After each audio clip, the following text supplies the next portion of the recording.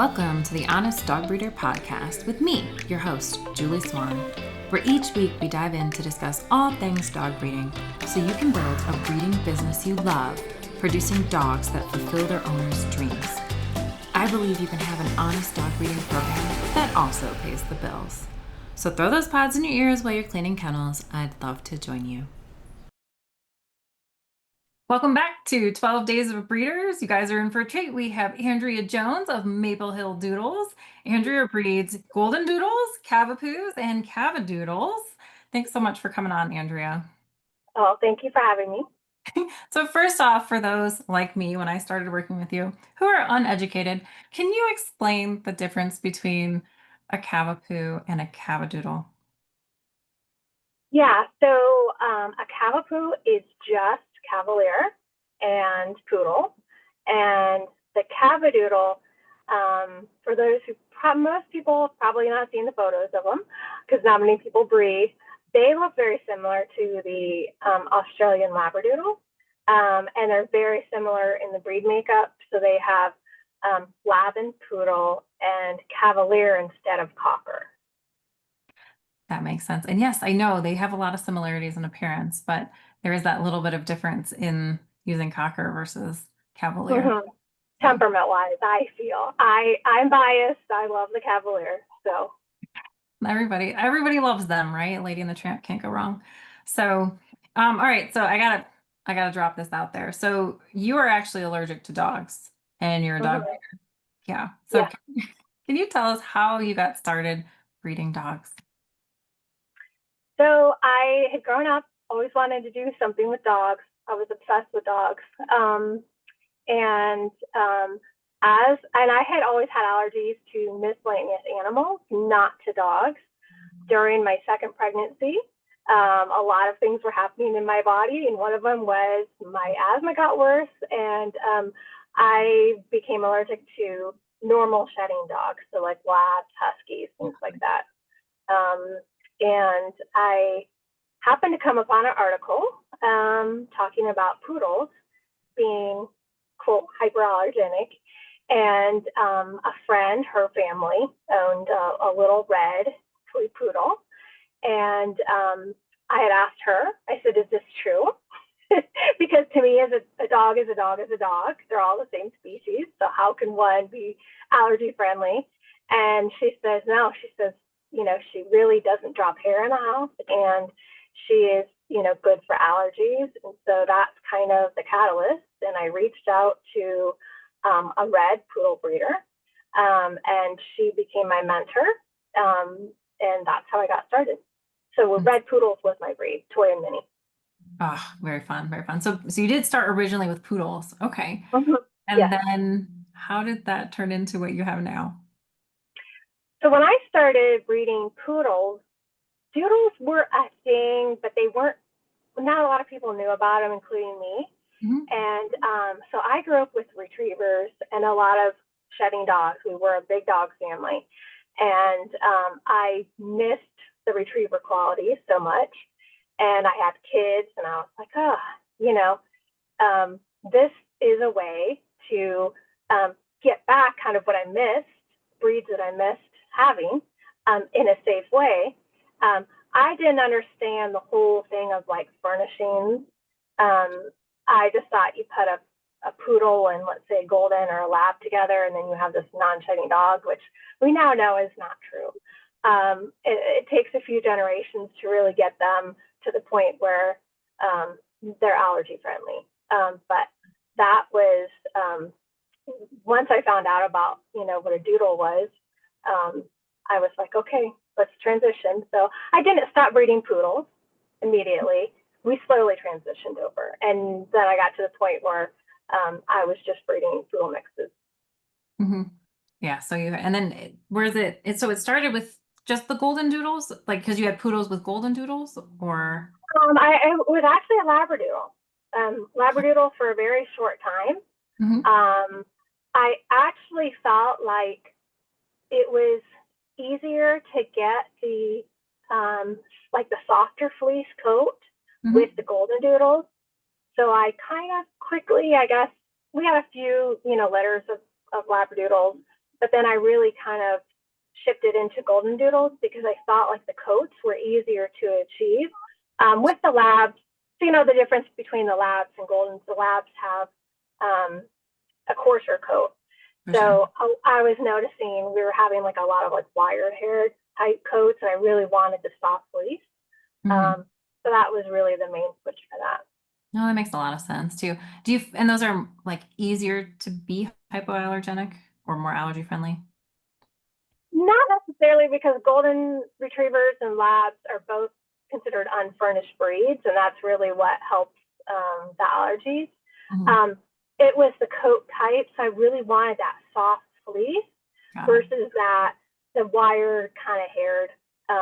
You know, so it was the coat texture, I guess. But because they're, you know, because both breeds are unfurnished and a poodle has 2 copies of furnishings, it takes about the same time to get there with either breed.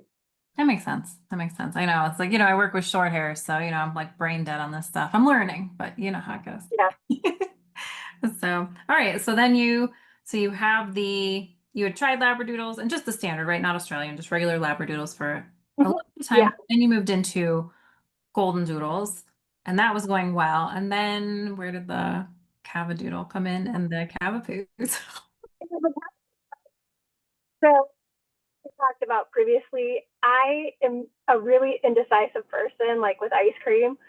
I can't decide on one flavor. I like a lot of flavors. And that really seeps into my, you know, my dog breeding. And I had met a Cavalier when we were out, and she was just the sweetest little thing. Then I stopped at an estate sale, and they had 3 Cavaliers in their yard, 3. And so while I'm there browsing things, I'm talking to the owner, and we were talking about Cavaliers because I had already kind of got in my mind I want to somehow incorporate them in my breeding. And she had 3. I was like, that's really a good testimony. If they're not great dogs, you probably aren't going to have 3 of them. And she really was the one who kind of, I guess, pushed me into just by her opinions about the breeds. So then that's where we started breeding the Cavapoos. And with the Cavapoos, some of our puppies were quite small because with the Cavapoos that we were breeding, there was toys and minis down the line. I should say poodles, toy and mini poodles in the line. And so we were occasionally having very small puppies. And while they like kids, younger kids sometimes have a hard time, you know, toddlers being careful around these tiny puppies. And we also had families reaching out saying, hey, like, do you ever have like large Cavapoos?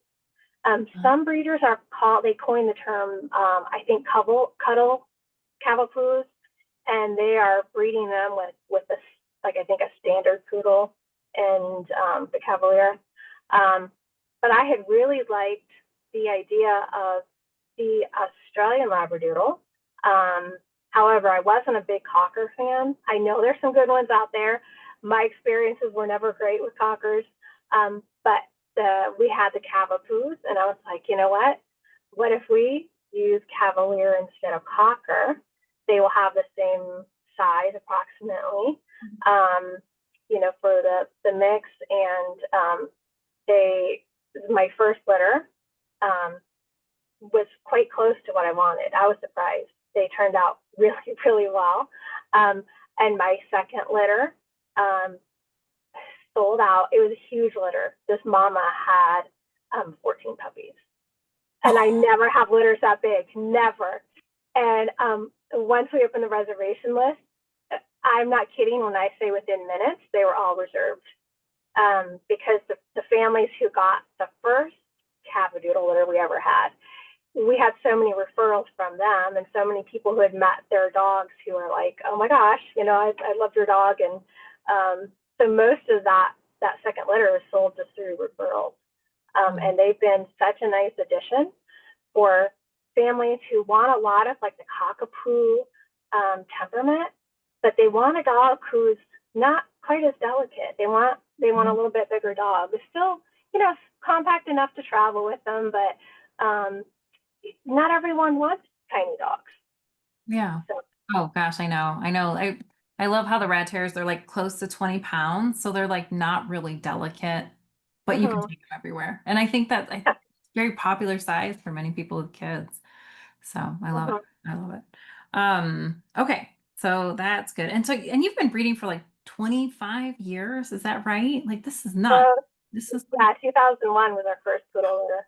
wow. Mhm. Yes. So this is nothing new to you. So somewhere in here, you started transitioning from like standard breeding practices to maybe a more holistic approach in doing natural rearing. And can you tell us a little bit of what goes into your kind of more holistic approach? Yeah, so the first thing that a lot of breeders are probably familiar with is raw feeding. So we do prey model raw, so we're not using vegetables or any sort of grain. It's Mhm. strictly just prey model, and that's what they're weaned onto. So we're not doing, mom who's nursing to like cereal or watered down kibble and then raw. Literally, they're even if we weren't going straight to raw when they're weaning, mom is already doing that. So, mom's going to regurgitate. So she's eating what she's eating and she goes in there. So they're getting little samples Yeah. from mom before we full on transition them. That makes Yeah. And another big part is just keeping their stress level down. Mhm. So we do limit visits to our close friends and family who are familiar with the moms and the puppies, and the guardians, of course, can come visit them because socialization is very important. But we're Mhm. trying to do it mindfully so that we're not bringing stress to the mom. Yeah, Because stressed mom can have stressed puppies. so true. Um, and then, of course, the most controversial thing we do is we stopped vaccinating before the puppies leave. Yeah.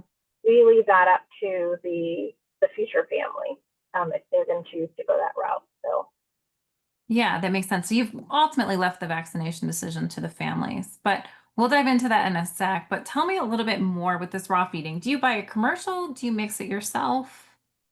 all right. So we just purchase it mainly. I still occasionally DIY if I'm feeling ambitious, but for the most part, we just buy it from a supplier. Um, and there's a lot of suppliers, and some people raw feed choose to add fruits and veggies and maybe grains like oats and whatnot, and there's suppliers that sell that. So we strictly go with the prey model suppliers, and we make sure there's no 3D or 4D meat used, And which is super those? important. What are the three ends? Um, so there's dead, dying, diseased, and I forget what the fourth is. But that I know for sure I know three of the D's. I forget the fourth D. Oh, I can never remember. okay, here But it's dead, basically, diseased, disabled, dying. maybe, yeah, disabled might be the other one. But basically, you're wanting to use human grade quality proteins. Okay. So if the supplier uses charcoal, for instance, that's kind of indicating the meat is not a great quality if they're adding charcoal to it. Mm, There's really no reason for that unless the quality is kind of bad. So we use one main supplier, and I let all our families know, that you can use them, or there's a lot popping up. There's a lot of them. In fact, I just ordered from another supplier pheasant heads because my main supplier, um, they don't have them. So that's one thing they don't have. So I did order from another company, and I think I ordered about 100 pounds to get the free shipping. So, Okay. Is it expensive? People always want to know like how expensive is it or what is it kind of compared to a kibble? And then, how do you justify that difference if it is one? Yeah, there's definitely a difference. Unless we're talking like a prescription kibble or there's some like boutique multi-level marketing type kibbles that are pretty expensive. But for basic kibble that you can go to the store and buy, raw is going to be more. Mhm. So I would say, depending on the protein, um, we pay an average of like $5 to $6 a pound. Um, and puppies eat at the age we have them. They eat approximately 10% of their body weight a day, divided into 3 meals. Um, but by the time they're fully grown, they're only eating 2 to 3% of their body weight. Mhm. So although it is more expensive, it still is very doable. It's very doable. And um, for us, the biggest savings is in vet bills.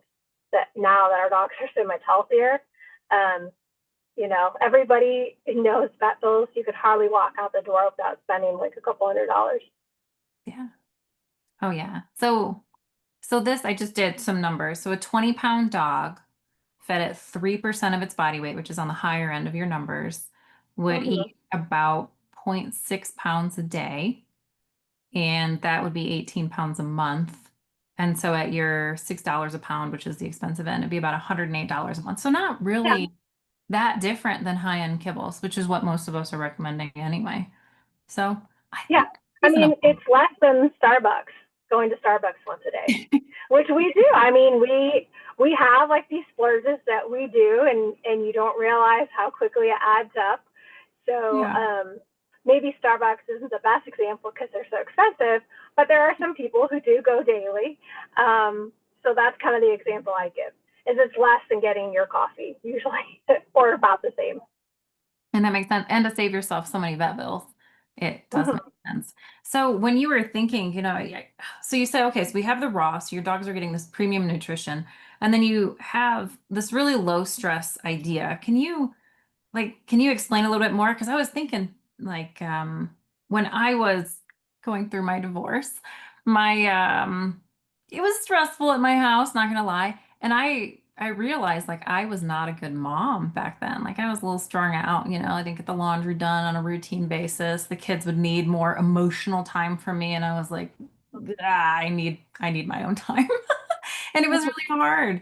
And I got thinking when you were explaining everything, it made so much sense. So have you seen like a noticeable difference in your dogs since stopping letting visitors come? Oh, for sure, for sure. So previously, when we would have Hmm. visitors come, we used to do it how some breeders are still doing it, right? Where, um, the family comes over, they're playing with all the puppies for a while, and then they pick the one that they want. So that's how we did it. And the moms, a lot of them were very unhappy. So it was causing, moms to really get stressed out, which it wasn't like I didn't recognize that.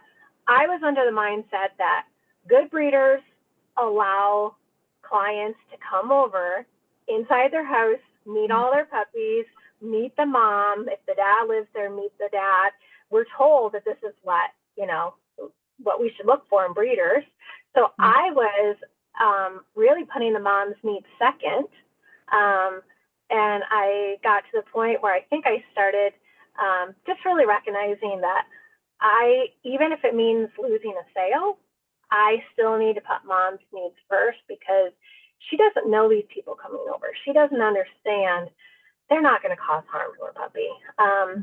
And my moms are much more relaxed now because we really do limit who's coming over Yeah. when they have puppies. So it has to be someone they know. So our immediate, very close friends or family and the guardians, of course.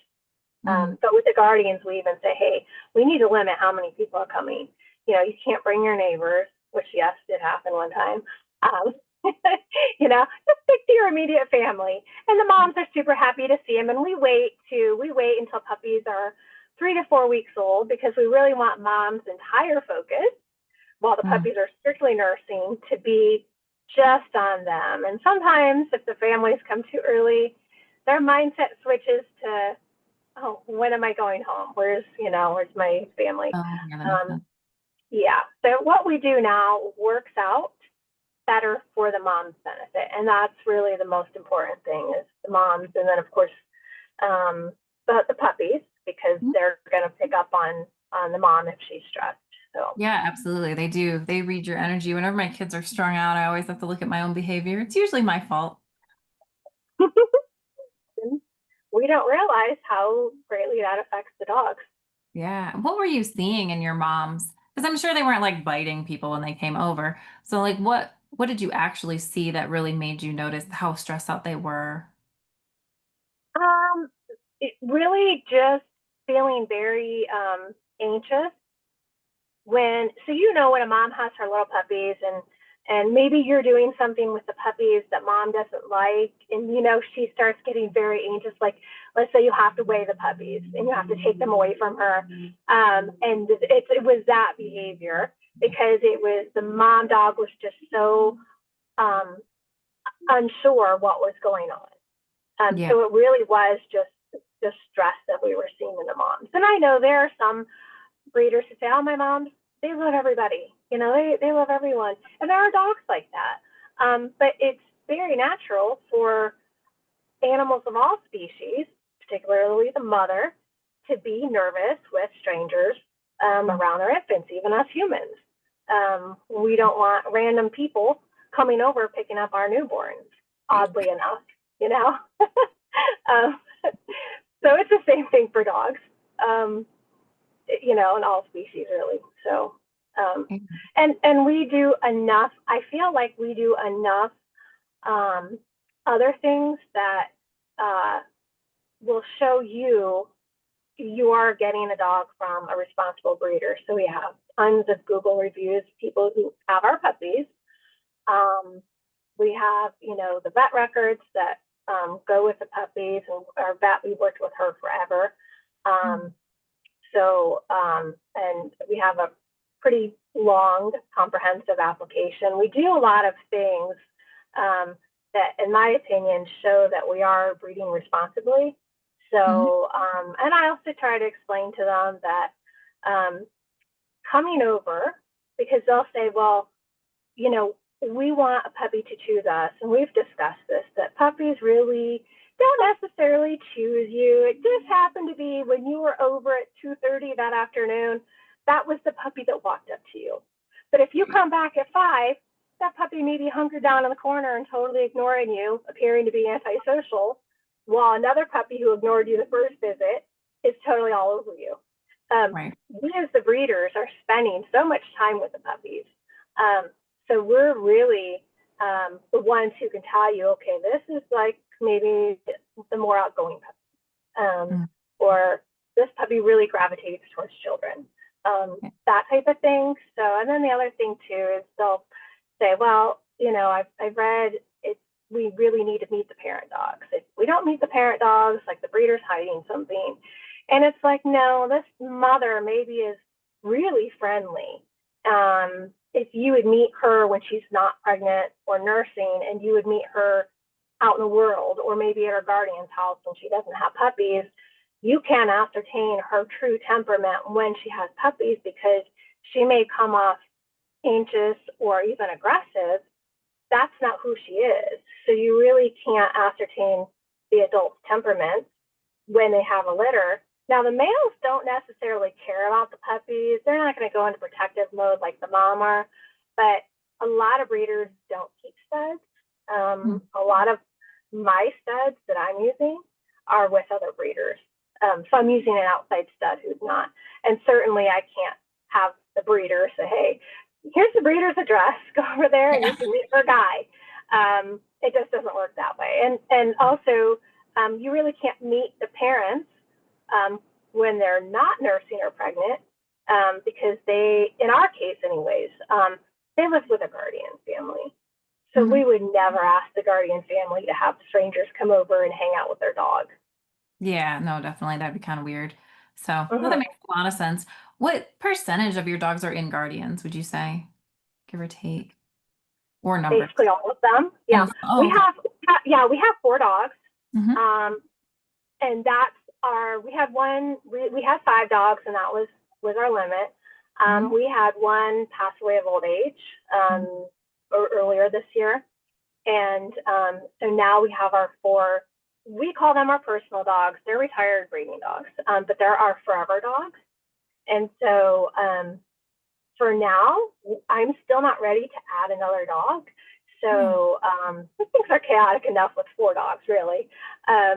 So at this point, all of our breeding dogs Mhm. are in guardian homes.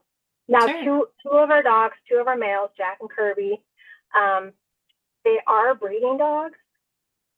Other breeders that I work closely with use their stud service. I no longer use them because they're related to too many of our girls. So I'm at the point where I'm using outside studs, but they're really not working that often. Just, a handful of times a year is how often they are. So generally they're strictly just pets. Sure. Can you share with us how you find good guardians? Everybody's always looking for good guardians. It is so hard. In the beginning, we made a lot of mistakes. My guardian contract has been revised. I can't even tell you how many times, because every time something happened that we weren't expecting, okay, we need to add this to the contract. Right now, I would say my recent guardians have been referrals from other guardians that we have that Oh. we really like. And they are getting an unbiased opinion about what it's like to be a guardian, the benefits. But, there is some downside. So that's how I would say the last 3 to 4 guardians is through other current guardians. Oh, that's really Um, yeah, and that really is my preference, because the other guardian is giving a perspective to them as a guardian, which I'm not. So they're letting them know this is our experience. right. And obviously they were mostly happy with it because they are referring us. Mhm. If I know some breeders like to use only people they know really well, so they'll say all of our guardians, they're either family or friends. We don't work with strangers. I'm kind of the opposite. I don't do business with family. The old advice about not mixing, that business with family and friends. So I've been lucky, I would say overall. We've had a couple, rocky experiences that we worked out. But I would say just really do your due diligence to make sure they are prepared. The biggest problem we had is probably them not expecting how much they would miss the dog when the Mm. dog was whelping. So this goes for females. The males come over, they do their job, and then they go home. They don't even have time to miss them. But the females, so we once they're 3 to 4 weeks old, even if we want to come every week and visit them, that's okay, because we're trying to be sensitive to their needs too, that they miss the dog. So yeah, there and really also have a good attorney. Don't use any old attorney. Use an attorney who specializes in animal law with contracts, because they've seen it all. They've seen Mm. it all. They can kind of warn you, okay, we need to add this. That was money very well spent. It was not cheap, but that was really important to have a very good contract. Yeah, that makes sense. Have you had to use the contract much, or do you find just having it in place has kind of prevented issues? One time I almost did. Um, they kind of ghosted me for about 3 or 4 months. Mm. And I thankfully did have a really strong contract. And one of the things in the contract was, if need be, I can come, it's the 24 hours notice, pick up the dog for whatever reason. Not to take it, just to pick it up, maybe go to the vet, just to look at the dog to make sure the dog's okay. But I said I will be there, and I gave her 24 hours notice. I said I will be at your door. And then suddenly she started replying. So, And um, then did she follow through? Was she trying to not follow through, do you think? I think So I had read in one of the pet groups, one of the dog groups on Facebook, someone had asked about being a guardian, okay? They were looking at a breeder's puppies and they could either buy one or there was a guardian opportunity. So they were asking people's opinions, and there was a lot of them. And one person said that her mom was a guardian and she didn't break the contract. She did everything but that to be so difficult that the breeder just said, she signed the dog over. She just said, this is just too much trouble. She really made everything very, very difficult for the guardian without technically breaking anything. And the person who wrote this was like very proud of their mom, that their mom had done something so crafty. And I think that was what was going on with this guardian, because she didn't technically break anything in the contract, but everything that I missed in the contract before giving her the dog, she found loopholes for everything. Now, the dog is fine. She loves the dog. It's just that she didn't want to be a guardian anymore, was my impression. But we only had one more litter at that point. So it worked out that we did. But then I really added more things to my contract at that point. Yeah, that makes sense. That makes sense. Yeah, I think it is something that is underestimated, is their attachment to their dog, which is great. I mean, you want that. That's why you're doing it this way. But it is really hard when they are like, I don't want to give my dog up for 6 weeks or whatever the case is, they really, and then like you said earlier, it's really hard to have people come see the guardian dog when those first few weeks, because they kind of forget they're being a mom and they're like, we could just sit on the couch. My little mochaccino, she has 7 puppies right now, and she was like, I don't need to worry about them. We could just sit on the couch and watch a movie together. I was like, no, you really need to feed them. Like, they're hungry. Oh man. Okay. So that makes sense. Do you have them pay for the guardian? I don't. So the lawyer who I worked with, he does a lot of guardian contracts. He said, don't have them pay anything for the dog, because that kind of, if it goes to court, that's going to kind of look like they own the dog, even if they pay a lesser amount. And he said, make sure, and this is a mistake I made, make sure that you get the microchip before the puppy leaves. It's in your name. Go, and if you get a license, a dog license, have that in your name. One thing that I started to do as well was, instead of them having the dog for annual vet exams, I do that because when I go to a reproductive vet for getting their yearly cardiac or whatever, or just progesterone testing, things like that, they do a general exam during that time, their annual exam. So we're getting that done anyways. There wasn't really a reason for the guardian to do it. So basically, the guardian does not need to bring the dog to the vet at all, unless the dog is injured or sick when the dog is in their custody. But basic care, all the vet records are in my name. So that was the big thing, is really to try to have everything in your name and have a paper trail that this is my dog. So basically on the outside, well, from the outside looking in, it is your dog that you're allowing someone else to live with. And then the contract is complete, then you're surrendering your ownership. Yeah. That makes sense. Yeah. That makes a lot of sense. Okay. Very cool. That is very good. That's great. Yeah, I never thought about it from the vet records, but it does make sense if you were to present them in court. Look, I've been paying for this and doing this. Yeah. Yeah, we even do. I do the health testing, so the genetic testing, that's in my name. I bring them to a photo shoot with my photographer when they're adults. Once they've passed all their testing, I get all their glamour shots done. Yeah. I really have everything that I have paid for this dog in my name. So really, they're just covering food, and then leashes and just treats, things like that. I don't pay for that, but everything else, I do actually pay for, and it's all in my name. Wow. Well, I mean, that makes a lot of sense, and it seems like it's working out more for you now, even with all. Yeah, we've never had anyone go to court to try and get prove ownership or anything like that. This person I mentioned, she was the closest that I've gotten to going to court, just because she kind of absconded with my dog. Right. Never had anyone try to fight the contract. So That's good. That's really good.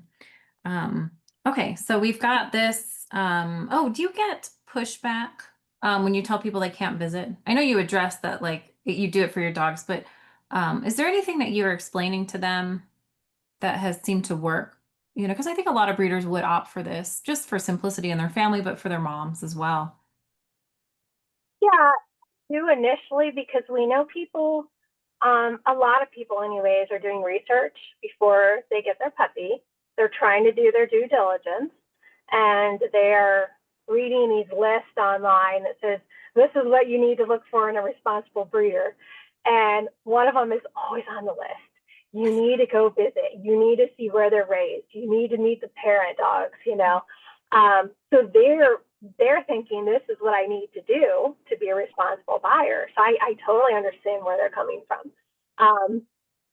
Really explain to them, you know what, this is not beneficial to the moms or the puppies. Here's the risk. You know, we're also raising them in our home, our private home. We're a family, and it's not really conducive to a healthy family life if you have the general public coming in and out, you know, all the time. And also, like, if I whelp puppies, like in my bedroom, for instance, Yeah. that's where they're living. So should I allow a stranger to come in my bedroom and see where the puppies are, where they're raised for the first, you know, couple weeks?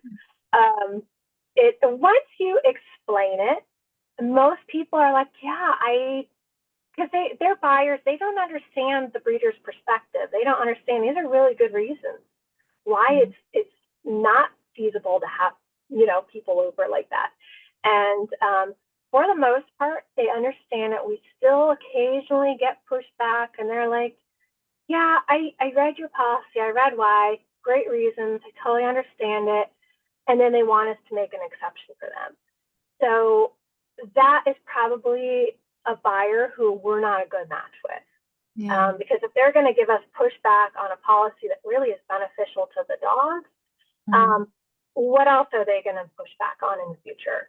You know, so but for the most part, once you explain it, they understand. And the ones who don't, there are still breeders who allow visits. And if it's working for them, that's okay. It's just not, it just didn't work for us. Yeah, it's fine. And I think there is a big difference in temperament. Like my rat terrier females do really get stressed out from that visit in a very different way than my GSP puppies are like, so did you bring me cheese? Because we could hang out if you brought me cheese, you know, and it's just like just such different temperaments that yeah, I can definitely see certain breed, bloodlines, everything. And so okay, that makes sense. And you also what you hire your pictures. Every time you send me pictures of your dogs, I'm just like, oh, these are so good. Your pictures are so good. But you hire a professional photographer, right? Like, if you look at a picture and you're like, this is so good, you can safely say I didn't take it.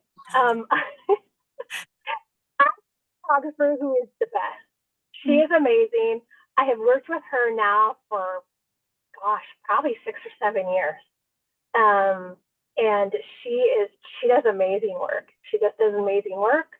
And I'm very lucky to have her. I hope she does never retire. She's actually a vet full time. So she's multi-talented. But this is like her little hobby business, but she just excels at it. For me, photos are very important. I think photos are what help sell. And if you have good photos, so her camera obviously is much better than my iPhone. Okay. Even though the iPhones do great photos now, but her camera, she's a professional. I just feel like when she takes them, you can really see like the details of the puppy, and kind of people are like, you know, getting an idea of their little personalities, like, oh, this puppy, you know, really spoke to me or whatever. And people really decide through better pictures, I think. I mean, a good photo can make or break a sale. So for me, the photos, that's something I'll continue to pay for. So we do every single litter, we do at least one photo shoot. And if we have some stragglers, older puppies, we'll do maybe an additional photo shoot, or maybe even a third if they're here for a while. And we give a copy of that. She'll send me a file with all the photos.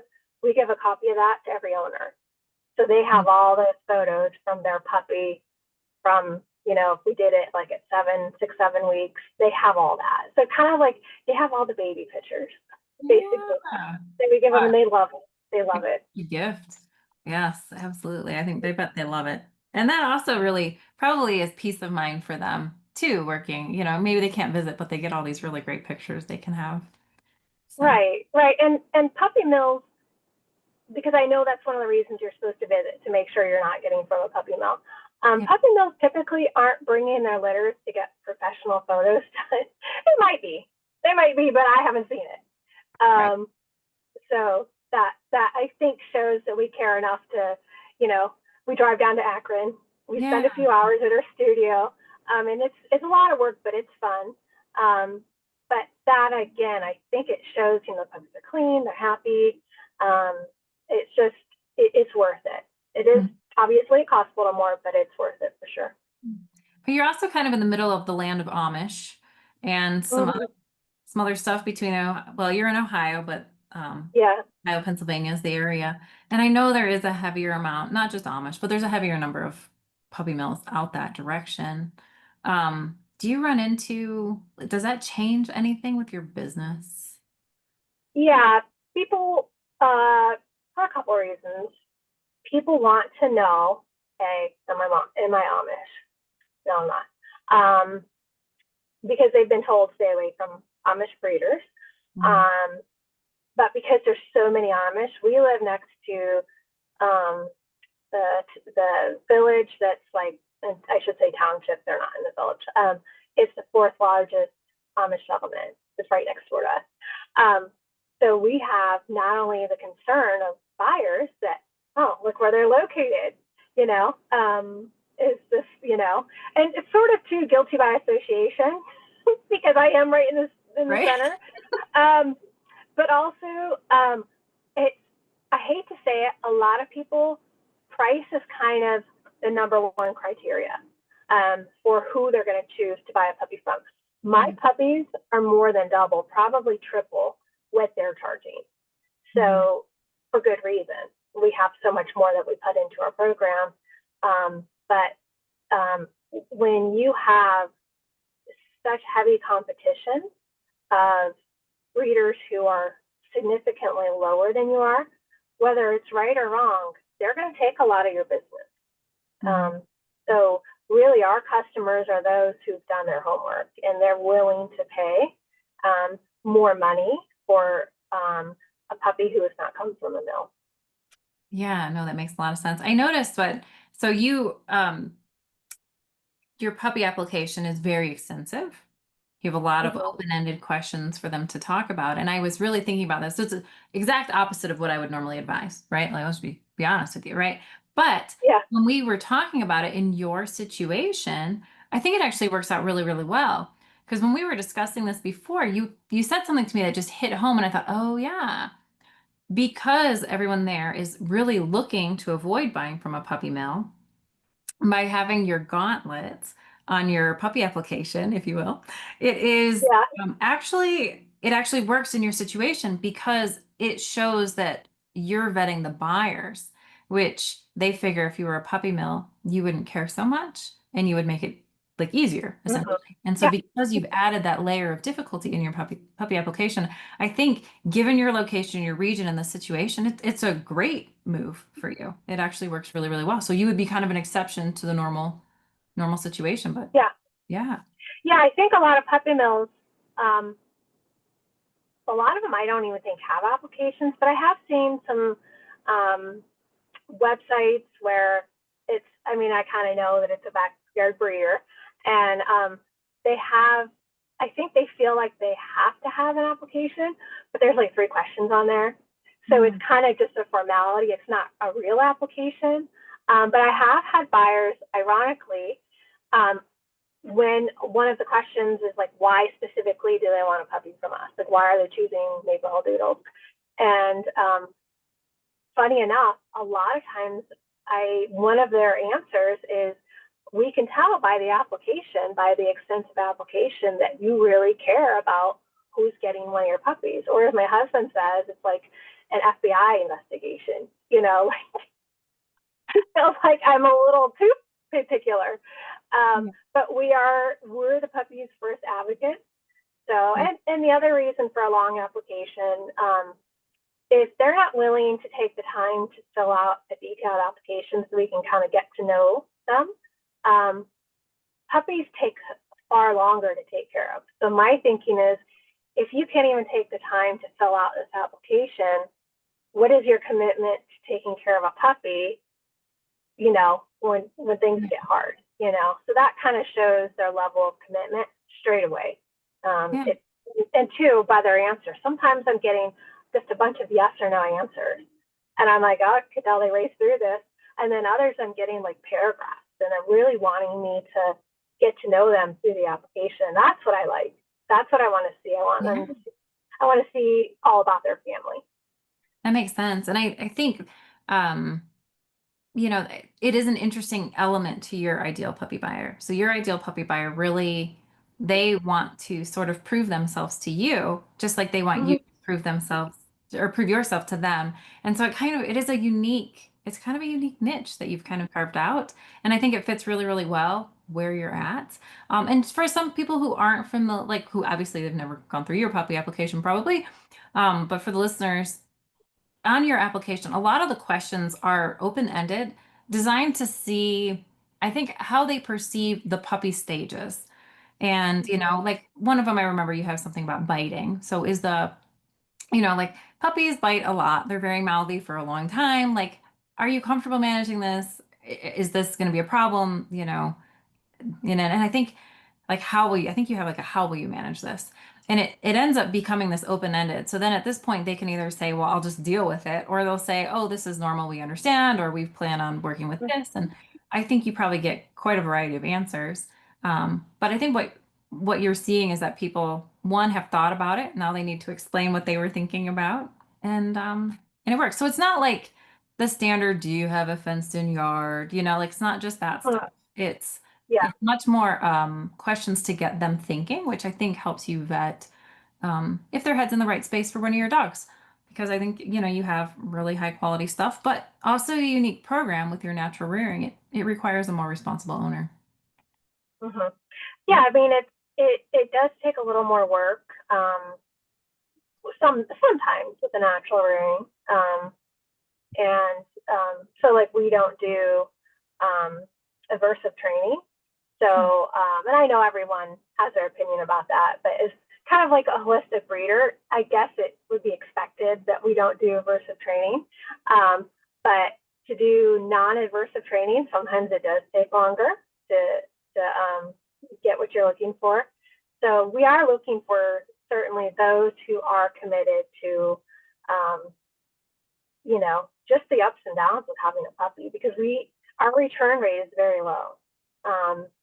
And part of that is through like the application process. Like we want to see, okay, are you committed to the hard part? So like a lot of our questions are, hey, puppies do this. Here's some examples. How are you going to handle this? Do you understand the difference between this and this? And that's really our first line of defense is just reading their answers, because sometimes I can tell they're really not prepared to get a puppy. Some of these people maybe are better suited for right now to get a goldfish, because puppies they're like toddlers and newborns in one, because they're very needy, but they're mobile. Yes, it's a very good way to explain that. I think it's true. And I imagine too, with all your years of experience, as you're reading through these answers, you get a really good read on if these people are coachable.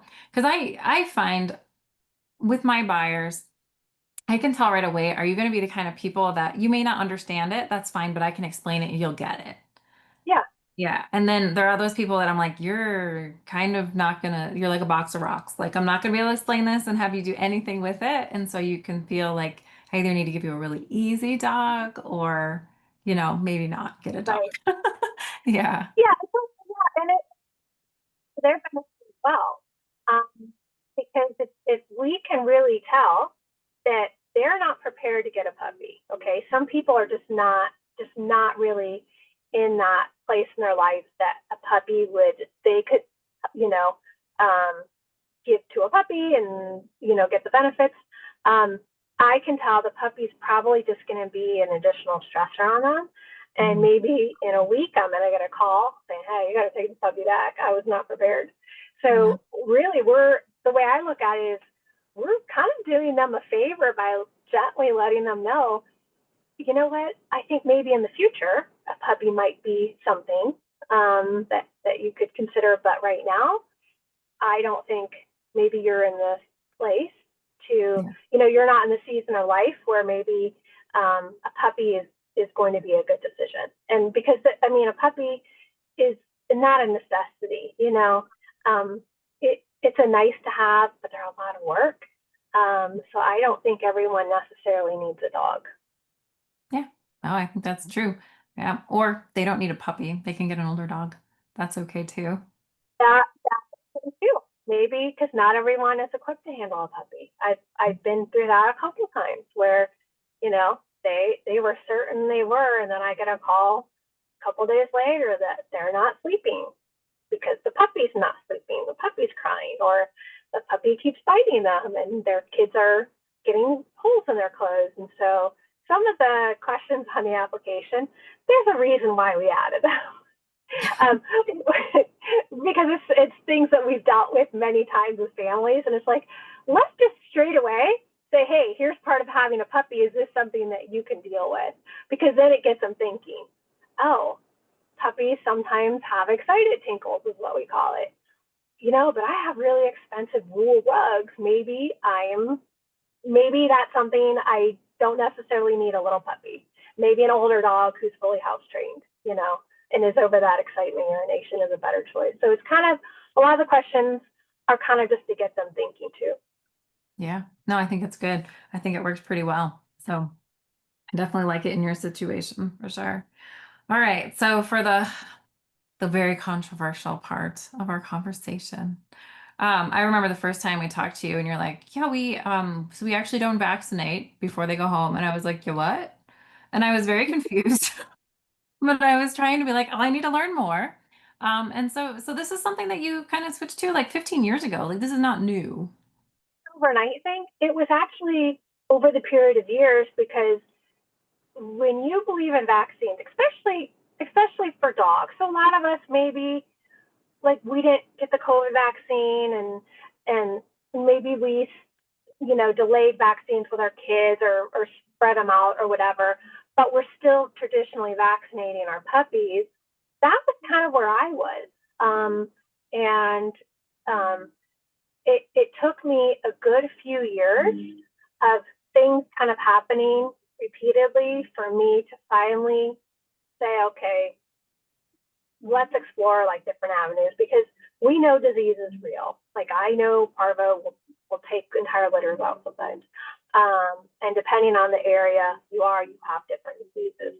So I've definitely not denying that. But vaccines, I think a lot of times we kind of take them without question or give them without question, without really understanding, okay, the vaccines are probably going to prevent this disease, but there's also side effects. Mhm. So that was kind of where I was at. I had to gauge the reward versus the risk, which is really how I approach everything with my program. Anytime I give anything to my dogs, I try to think, okay, I know there's risk, but does the benefit outweigh that? So for us personally, um, we were seeing like a lot of autoimmune illness in some of our dogs, allergies, sometimes things more serious, and with our puppies having reactions. So I think the last time I vaccinated was a puppy. It was our 8-week normal 8-week vaccine. And she, within a couple hours, started having a pretty severe seizure. We didn't know that she was going to pull through. She did, but she continued to have seizures until she passed away early at about 2 years old. So then I kind of went down the rabbit hole of, just the side effects, things that happen. Sometimes we see immediate side effects. Sometimes we see them down the road and we don't connect it with the vaccine because maybe it's years later. So like us as humans, like for instance, asbestos, right? We could be exposed to that, but maybe we're not seeing any cancer for decades down the road. So, we now know that asbestos causes cancer, but initially maybe they were trying to figure out what is causing this, because it was so many years later. So that's what we were seeing in our dogs. Sometimes we saw immediate, but generally it was down the road. Sure. When you would run into that with like a puppy buyer, were you starting to like track sort of how they had maintained their dog, how many vaccines they had gotten, what ages, the food they were on? Is that the kind of things you were asking? Yeah. So when we have a family reach out and they have a particular health issue with the puppy, I will say the vast majority of the time, it is a puppy who they switched over immediately to kibble and they started vaccinating fully. So it varies from vets, but typically they start before 8 weeks, or with us, they get the puppy at 8 weeks or later. So they're starting immediately. Then every 2 to 3 weeks, they're doing like another series. Those are the dogs that a few years down the road, we're getting calls or emails from the owner saying, hey, we're dealing with this. The vet said it's genetic. So your dogs, let the breeder know because her dogs probably have it and other puppies. And I'm like, oh, not really.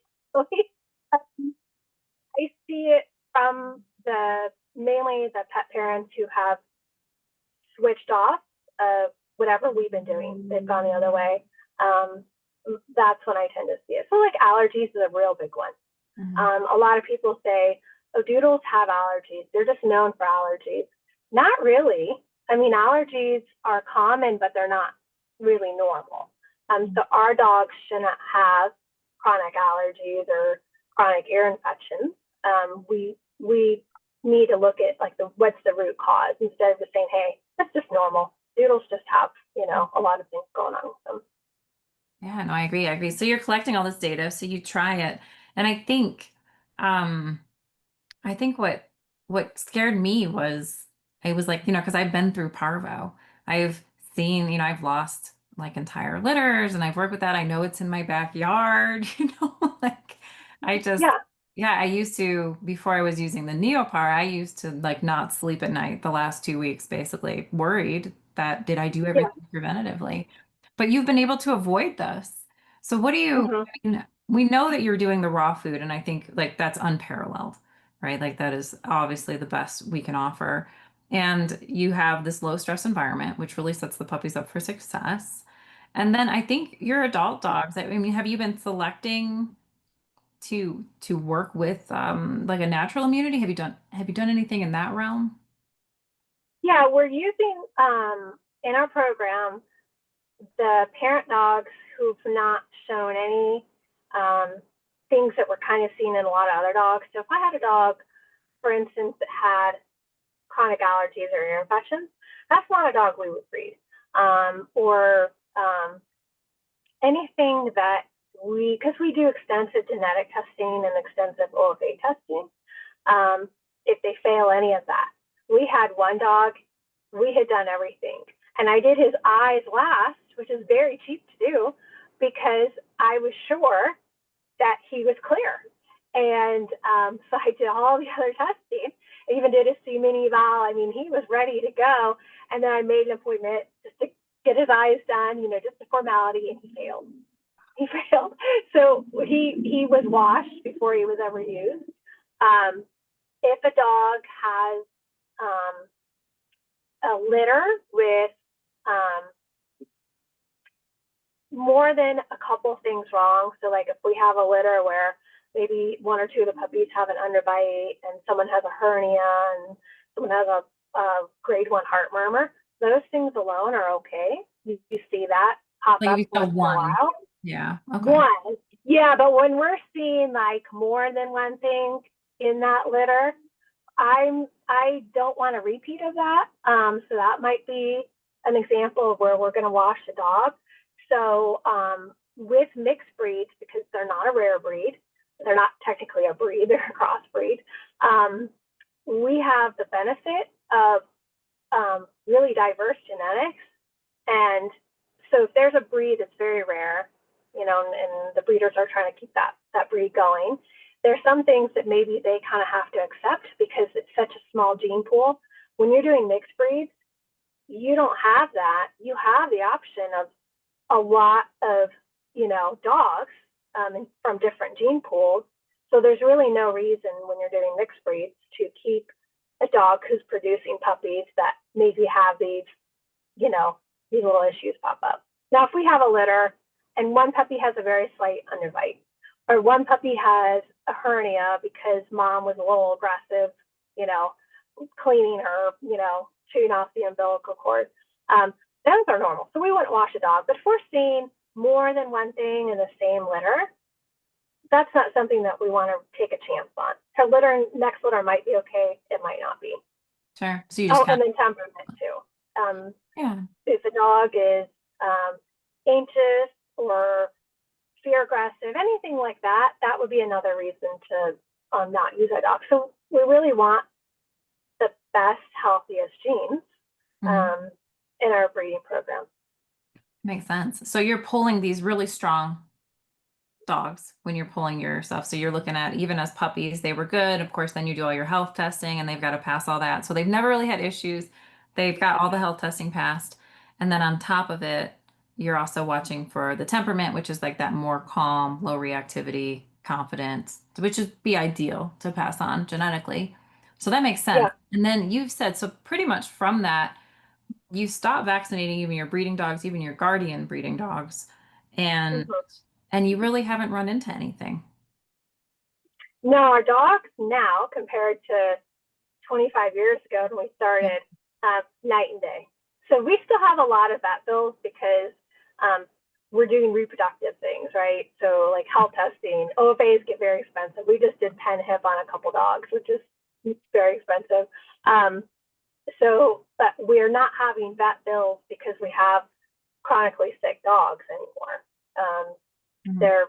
They're overall extremely healthy. I mean, there's little things that pop up here and there, which is normal for any breeding program.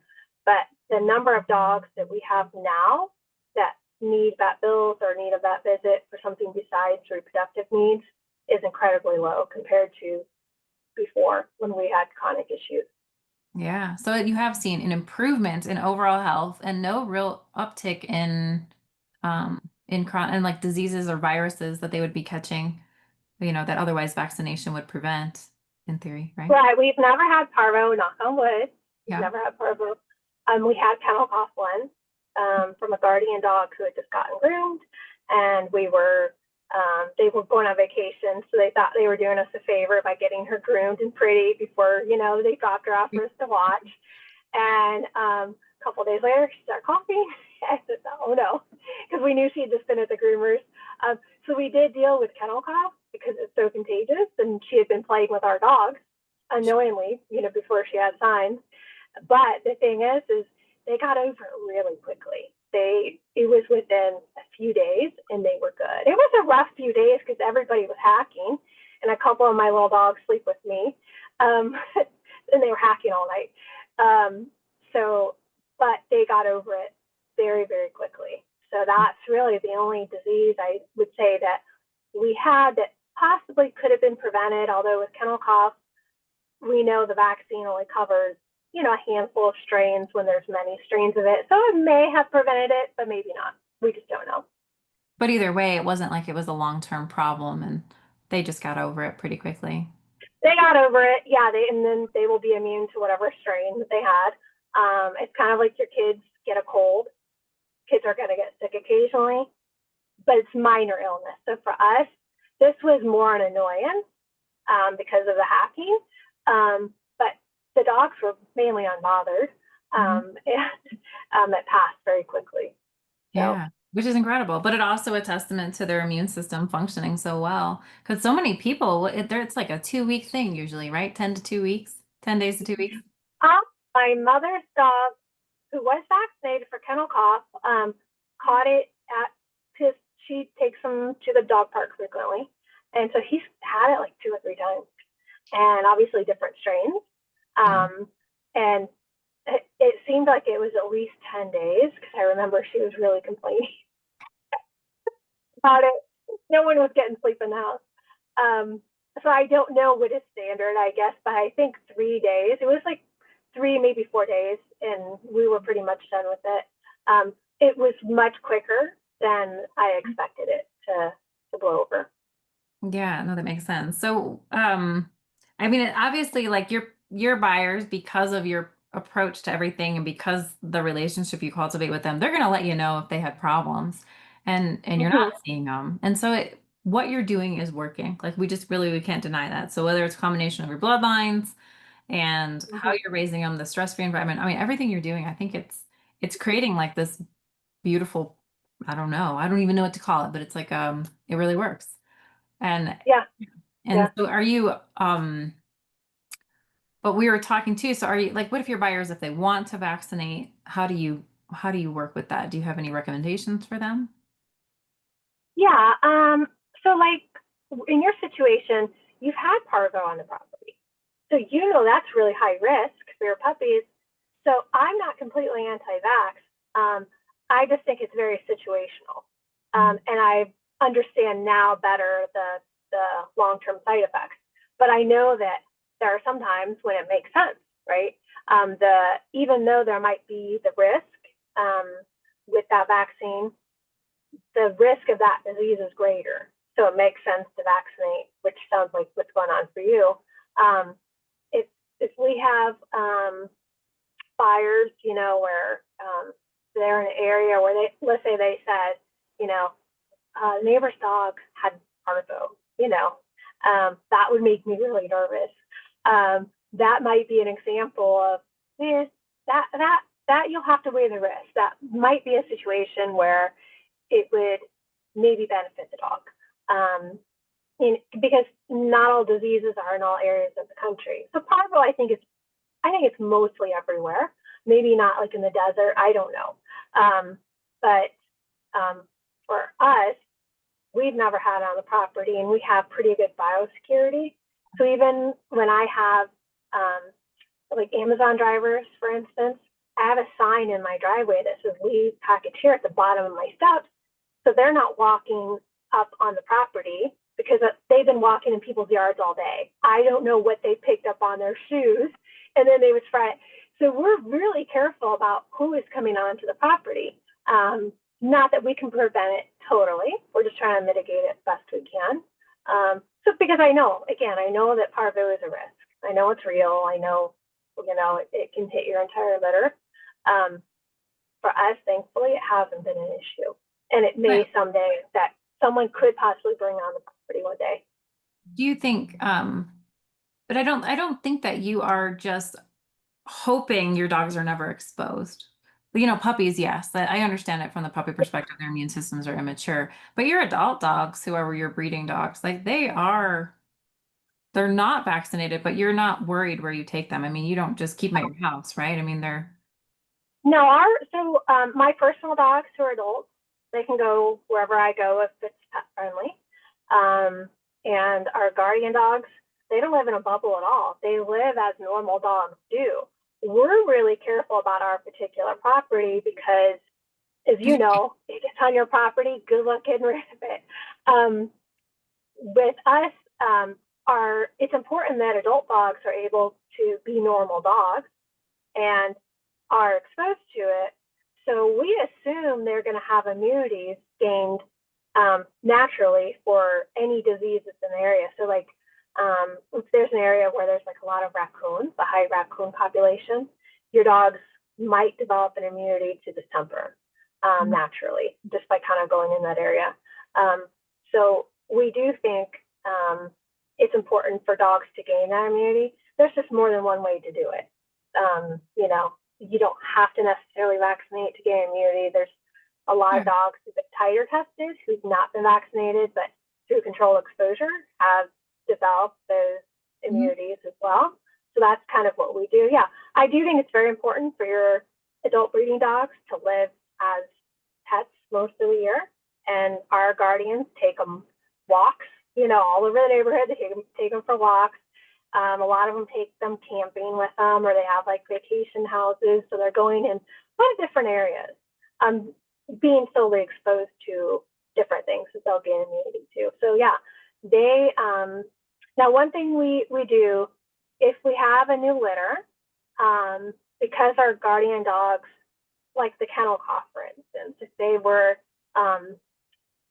at the groomers, like that one situation that happened, we now limit how many guardian dogs will babysit if we have a brand new litter. So like mom obviously is going to be there, but our other guardians say, hey, we're going out of town this weekend. Can you keep so-and-so?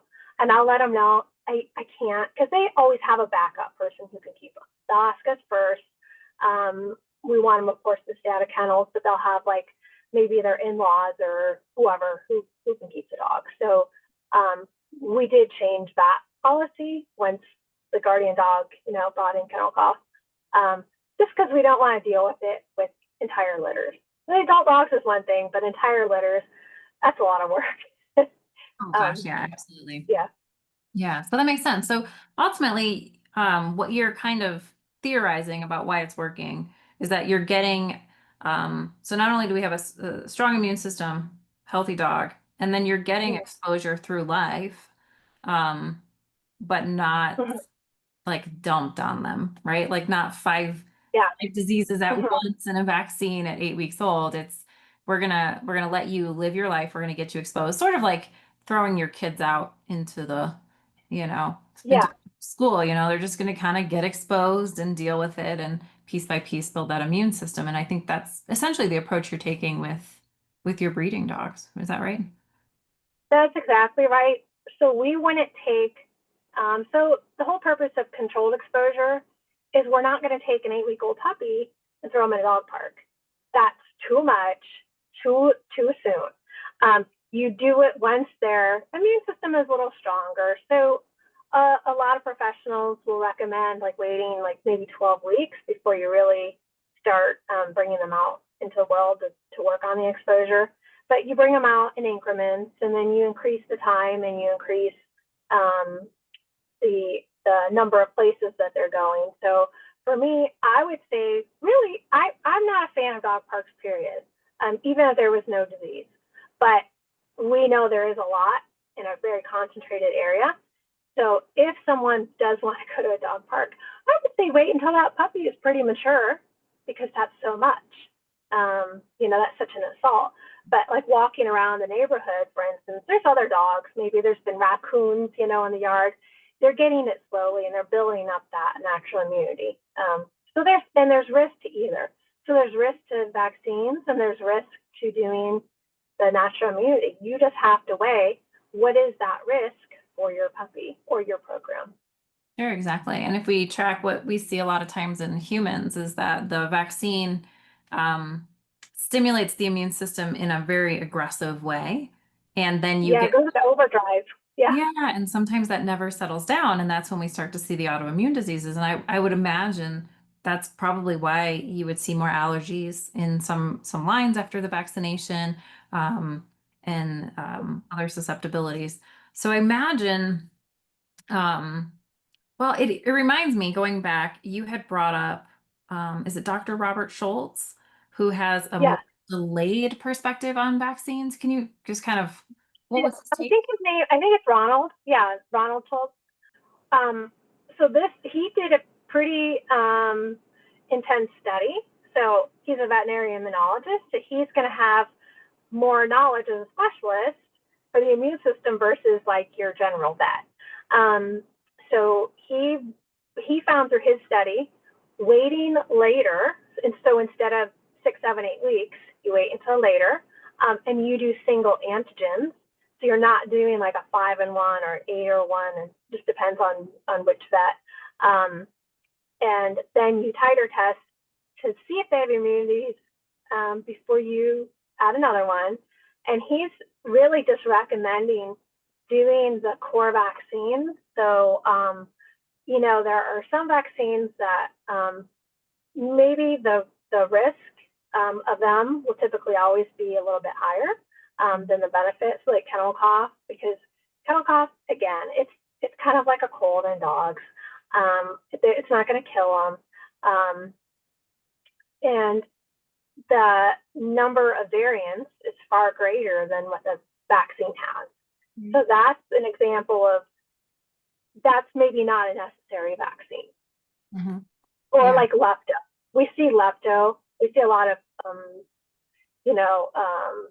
side effects from the lepto vaccine, but a lot of dogs don't live in an area where they're really going to be exposed to lepto. So again, that's where there's just so many variables, like is lepto in your area or distemper or whatever else. You have to decide the risk of the disease before you vaccinate.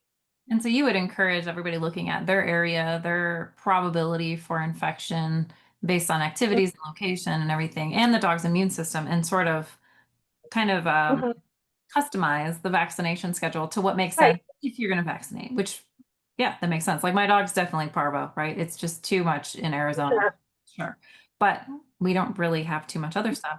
One thing you had told me that I was blown away reading the article, and we'll put the articles for Dr. Ronald Schultz and this one in the show notes if you guys want to see. But you were telling me that there are some dogs that have become aggressive after the rabies vaccine. Yeah, I had originally heard of it. So I will say, because I don't want to fear monger unnecessarily. I have not personally seen it in my dogs. But I also stopped doing rabies several years ago because most states do have a statewide rabies law. We're in a state that doesn't. They leave it up to each county. Our county does not have any sort of mandate or law for rabies. So I'm okay legally not to vaccinate them. And their risk for rabies, incredibly low compared to the side effects of the vaccine. So we choose not to. But a local family, she was the one who brought it to my attention. She hired a trainer who is not a holistic trainer in any way. She wasn't anti-vax or anything, but she was talking to the trainer about the rabies vaccine.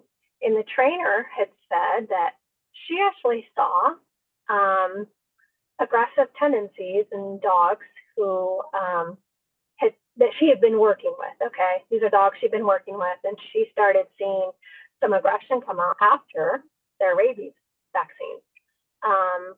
And that's when I started looking into it. So it's completely anecdotal. There's no that I have found actual studies that back it up, but sometimes anecdotal is, it's true as well. Yeah. So if, for instance, if we, see a person starts to have a reaction every time he has peanuts, you don't need a study to necessarily tell you that, he's got a peanut allergy. Not that that's necessarily comparable, but just because there's not a study for something doesn't mean it's true or not true. It just means no one has sponsored a study for that particular thing. So, but there has been, just from families, a lot of reports that they did see aggression happen after the rabies vaccine. So, not your dogs, but just anecdotally. Anecdotally, yeah. I had stopped vaccinating my dogs for rabies when I stopped vaccinating in general. So I don't have a very big sample size. And I don't think it is probably super common because I think we would hear more about it. We would probably ourselves be seeing it. And rabies vaccines are, in most states, are the law. So that's really up to each family, but it's just something to think about. If you live in a state where you don't have to vaccinate for rabies. Yeah, it was a very, it was interesting. I think what we do in Arizona where you have to get that first one and then you have to get the next one within a year, and then that one becomes good for three Yeah. years. But then if you miss Yeah. your 3 year window, then the next one's only good for 1 year. It doesn't make any sense because rabies No. really mutated in decades. It Right. copies itself almost perfectly every single Yeah. time. So it doesn't make sense. The dog will carry immunity always. So if we can just ignore like some, I mean, I just wish like we know they're good. Can we just be done? Like that would be that would be the most. There's have you heard of um I know his name, and of course, because I'm trying to think of who it is, I can't. He is a vet who I don't know if he's still doing it, but he was traveling and testifying before Congress, trying to get the states who had state rabies laws um, changed.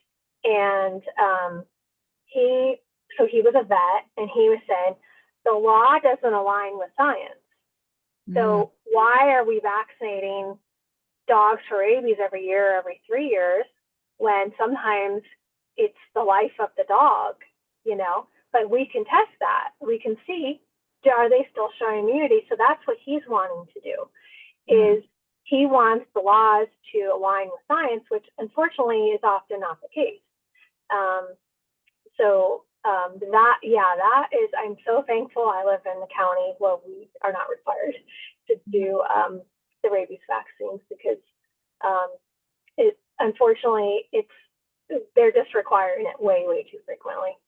Yeah, and what I was reading when I was reading the dogs that they referenced in situations where they had completely changed their temperament almost overnight with the Yeah. rabies vaccine, they tended to be dogs um, that you do see like in more aggressive lines of work. So it looked like they were like German Shepherds and Pit Bulls. Not that they're aggressive dogs by nature, but I notice, like, so my dogs, when they get anxiety, they like crumble. Like they're just like, ah, and then they just like they're pingy, they run around like idiots, But I notice like my cattle dog, when he gets really stressed out, he tries to like, he will bite, right? Like he's trying to set a boundary and wants to bite. Mighty breed. Yeah. Yeah, and so I would think if the dog has the predisposition, like my cattle dog, to, hey, bite, take control, let you know and set a boundary, I would imagine those breeds that have that temperament, which is just that's their temperament. It's not anything wrong with them, but it seems like they may have a higher susceptibility in those rabies complications, I guess. Yeah, I mean, if they're kind of predisposed to being like a bitey breed, which we know herding dogs, that's kind of who they are.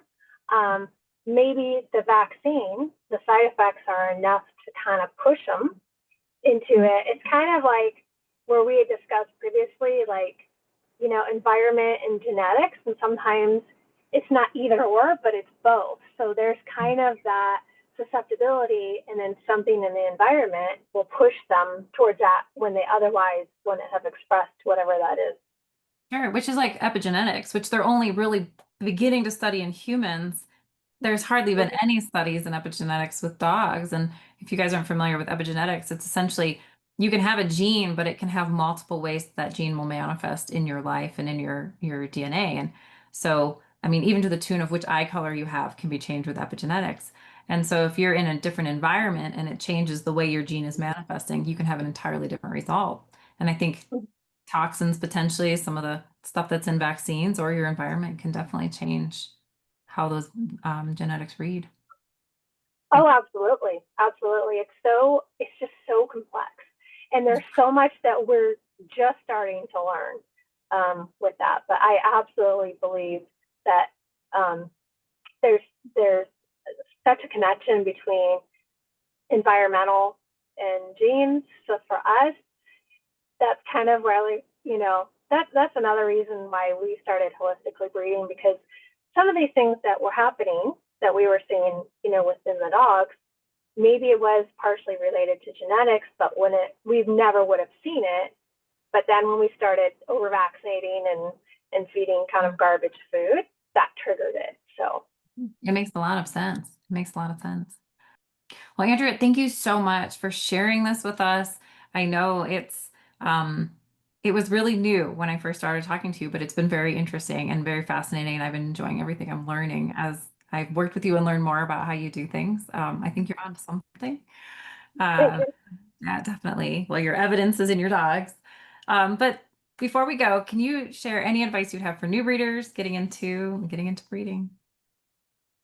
Yeah, I will share my mistakes. So, if you're getting into breeding, I would say have really funds set aside, like an escrow type account, because most these law will happen. Things will go wrong, maybe an unexpected C-section. So I would say make sure that, to be honest, you can afford to get into breeding, because you're really not going to make money necessarily immediately. There's just so much to invest into. I would say also do thorough genetic testing, absolutely. And hopefully you're doing OFAs as well. We can't eliminate risk, but we can minimize it as much as we can control it. And also, I would say have a good attorney for your contracts. That is something I wish I would have done way back, because it really sets up the expectations and what you're going to cover immediately. There's no,